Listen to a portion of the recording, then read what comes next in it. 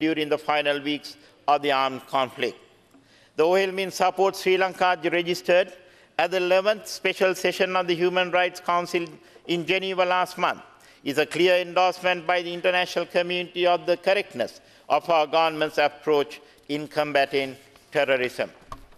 Thus, the attempt by the UN Human Rights Commissioner to second-guess and call into question the majority vote for the resolution co-sponsored by Sri Lanka and friendly countries is quite unbecoming of the neutrality and impartiality that the high office she occupies.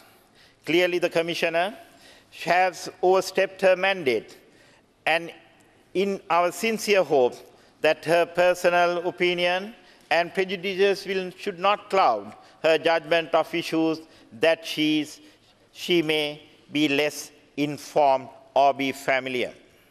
The government of Sri Lanka has reiterated its strongest commitment to the promotion and protection of human rights in keeping with international human rights standards and our own international obligations.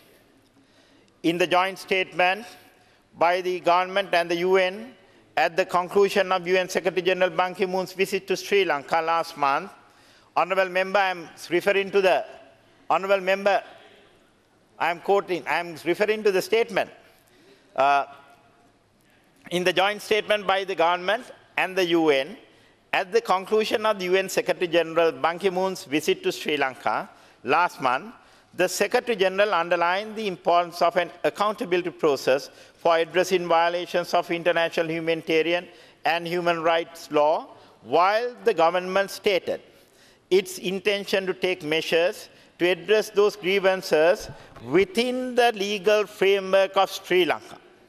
Sri Lanka has a long and well-established tradition of a robust, independent, and increasingly activist judiciary.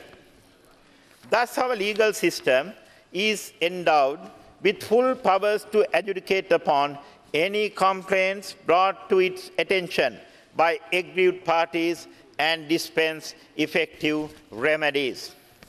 The priority and greatest challenge that confronts the government right now is to address the humanitarian needs of the almost 300,000 IDPs who are being accompanied and accommodated in the welfare villages and IDP centers, and to expeditiously resettle them in their places of origin. This process of reconciliation will culminate in their political empowerment, whereby they would be able to freely elect their own political representations after being denied their democratic freedom for almost 3 decades due to LTT terrorism. Let me also go into the area that may now come before us in the international scene. Still, the LTT activists world over are targeting our Buddhist temples. They are targeting some of our missions because the LTT terror network internationally, well lubricated by enormous amount of resources they command at their disposal, are finding their channels in order to highlight some of their terror character. This resembles the attacks that reflected on our Buddhist temples, Buddhist centers, both in Canada, in France, in the United Kingdom, and also our missions in The Hague, in France, and also in Canada, where we have been able to get adequate protection at times from the respective governments, for which we are grateful. We are also mindful of the need for us to go after the ones who have been responsible to generate funds for the LTT.